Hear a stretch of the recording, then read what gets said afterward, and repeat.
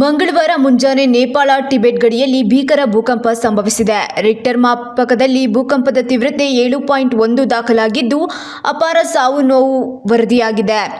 ರಾಷ್ಟ್ರೀಯ ಭೂಕಂಪಶಾಸ್ತ್ರ ಕೇಂದ್ರದ ಪ್ರಕಾರ ಬೆಳಗ್ಗೆ 6:35 ಮೊದಲ ಬಾರಿಗೆ ಭೂಮಿ ಕಂಪಿಸಿದ್ದು, ಪ್ರಾಥಮಿಕ ವರದಿಗಳ ಪ್ರಕಾರ ಟಿಬೆಟ್ನಲ್ಲಿ 32 ಮಂದಿ ಸಾವನ್ನಪ್ಪಿದ್ದಾರೆ. ಚೀನಾದ ಶಿಗ್ಗಾಟ್ಸೆಯಲ್ಲಿ 9 ಮಂದಿ ಅಸುನೀಗಿದ್ದಾರೆ ಎಂದು ವರದಿಯಾಗಿದೆ.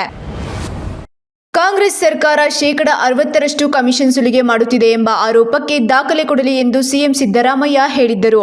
ಇದಕ್ಕೆ ಎಕ್ಸ್ನಲ್ಲಿ ತಿರುಗೇಟು ನೀಡಿರುವ ಕೇಂದ್ರ ಸಚಿವ ಎಚ್ ಡಿ ಕುಮಾರಸ್ವಾಮಿ, ಕಾಂಗ್ರೆಸ್ ಪಕ್ಷದ ಪರವಾಗಿಯೇ ಇರುವ ಗುತ್ತಿಗೆದಾರರು ತುಮಕೂರಿನ ಕಾಂಗ್ರೆಸ್ ಮುಖಂಡರೇ ಸರ್ಕಾರದ ವಿರುದ್ಧ ಕಮಿಷನ್ ಆರೋಪ ಮಾಡಿದ್ದಾರೆ ಎಂದು ಹೇಳಿದ್ದಾರೆ.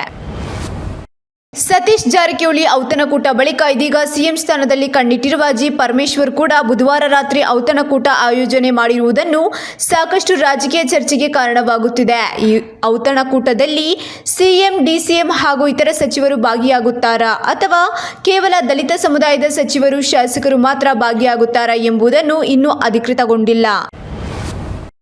ಸಂಸತ್ ಅಧಿವೇಶನದಲ್ಲಿ ಸಂವಿಧಾನದ ಕುರಿತು ನಡೆದ ಚರ್ಚೆಯಲ್ಲಿ ಡಾಕ್ಟರ್ ಬಿ.ಆರ್. ಅಂಬೇಡ್ಕರ್ ಅವರ ಬಗ್ಗೆ ಹಗುರವಾಗಿ ಮಾತನಾಡಿದ ಕೇಂದ್ರ ಗೃಹ ಸಚಿವ ಅಮಿತ್ ಶಾ ಅವರ ನಡೆ ಖಂಡಿಸಿ ಹಾಗೂ ಅವರ ವಜಾಕ್ಕೆ ಆಗ್ರಹಿಸಿ ಜನವರಿ 9ರಂದು ಬೆಳಗ್ಗೆ 6 ಗಂಟೆಯಿಂದ ಸಂಜೆ 6ವರೆಗೂ ಹುಬ್ಬಳ್ಳಿ ಧಾರವಾಡ ಬಂದ್ಗೆ ಕರೆ ನೀಡಲಾಗಿದೆ ಎಂದು ದಲಿತ ಪರ ಸಂಘಟನೆ ಮುಖಂಡ ಗುರುನಾಥ್ ಉಳ್ಳಿಕಾಶಿ ಹೇಳಿದರು.